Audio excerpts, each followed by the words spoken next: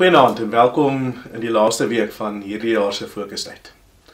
Ons het nou al reeds by verskeie groot momente vanuit die Exodus verhaal stilgestaan. Gebeure waardeur die Here Israel se identiteit kom vorm het as die volk van God.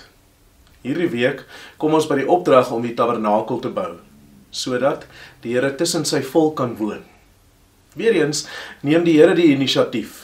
Hy wil by sy volk woon en daarom gee hy die opdrag om hierdie heiligdom in te rig.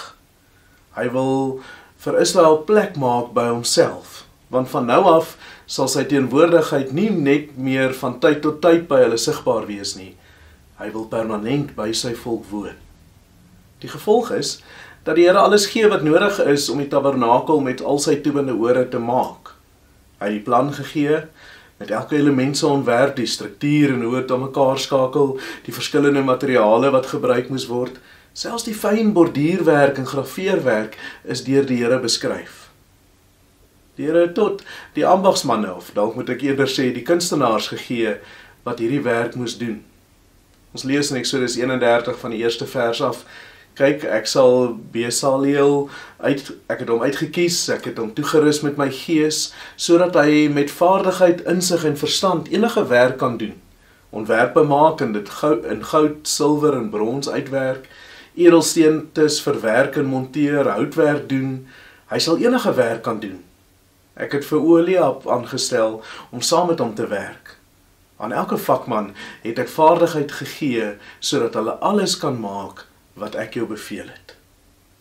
As ons teruggaan na Exodus 12 toe, sien ons dat die Here selfs ook gesorg het dat al die kosbare materiaal beskikbaar was vir die projek, deur te sorg dat die Egiptenaars aan sy volk goed doen, sodat hulle uit Egipte as buit kon wegdra wat hulle ook al geëis het van die Egiptenaars.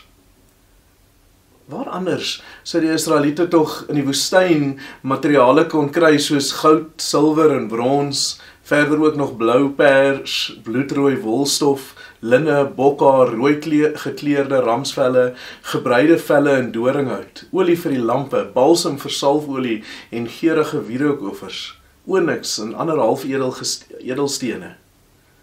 Het is nie vreemd dat mense moeite doen om gode of selfs ander mense te vereer nie. Die bou van tempels en monumente is vervleg deur eeue heen in ons menswees. Soms lyk dit of daar geen moeite, tyd of koste ontsien word om hierdie tipe heiligdomme te bou nie. Die bou van die tabernakel pas egter nie in by hierdie tipe geboue nie. Want by die tabernakel het dit nie gegaan oor die moeite, tyd en onkoste van Israel nie. Dis die Here wat vir homself onderskei van al die Egiptiese gode en ander afgode van die wêreld, deur alles te voorsien wat nodig was vir hom om tussen sy mense te kom woon. Die feit dat alles van die Here afkom, word eintlik duidelik wanneer ons die skaarsheid en die kosbaarheid van die tabernakel se boumateriale opweeg teen die leegheid van die woestyn waarin die heiligdom gebou moes word. Die tabernakel was 'n woonplek vir die Here deur die Here.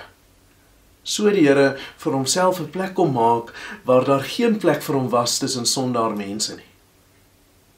Vandag nog word ons diens aan die Here bepaal deur die feit dat die Here alles voorsien om in ons midde te woon. Wanneer ons dus ons tyd, energie en geld gee in diens van die Here, gee ons eintlik niks uit onsself uit nie. Ons gee eintlik net terug vanuit die gawes wat die Here reeds vir ons geskenk het. Daarom kan Paulus sy brief aan die gelowiges in Efese begin deur God te loof, want toe hy in ons en by ons kom woon het, het hy ons in Christus geseën met al die seëninge van die Gees wat daar in die hemel is. Die Here maak vir ons plek by hom, hy maak vir homself plek by ons, sodat ons saam met hom kan leef, sodat ons hom kan dien met die fynste, kosbaarste diens, sodat ons onsself aan hom kan gee as lewende offers. Goeienaand.